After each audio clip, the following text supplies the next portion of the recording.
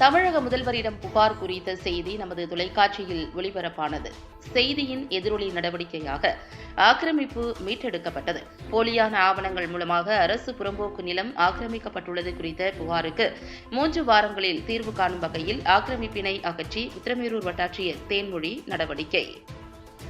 காஞ்சிபுரம் மாவட்டம் உத்திரமேரூரில் போலியான ஆவணங்கள் மூலமாக அரசு புறம்போக்கு நிலம் ஆக்கிரமிப்பில் உள்ளது குறித்து சென்னை உயர்நீதிமன்றத்தில் 2022ஆம் ஆண்டின் இறுதியில் ஸ்ரீனிவாசன் என்பவரால் பொதுநல வழக்கு தொடரப்பட்டது.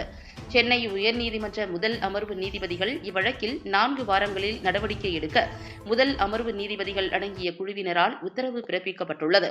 உயர்நீதிமன்ற உத்தரவை அமல்படுத்திடக் கோரி காஞ்சிபுரம் மாவட்ட ஆட்சியருக்கு மேல்முறையீடு செய்யப்பட்டது. புகார் மனுதாரர் ஸ்ரீனிவாசன், ஆக்கிரமிப்பாளர் அப்துல் சமது இருவரிடமும் உத்திரமேரூர் வருவாய்த்துறை சொத்துக்கள் குறித்த கிராம கணக்கு பதிவேடுகள், கருவூல ஆவணங்கள் அடங்கிய கோப்புகளுடன் நேரடி விசாரணை முடிந்து நடப்பாண்டின் ஜூன் மாதத்தில் ஆக்கிரமிப்பினை அகற்றிட மாவட்ட ஆட்சியர் கலைச்செல்வி உத்தரவு பிறப்பித்துள்ளார்.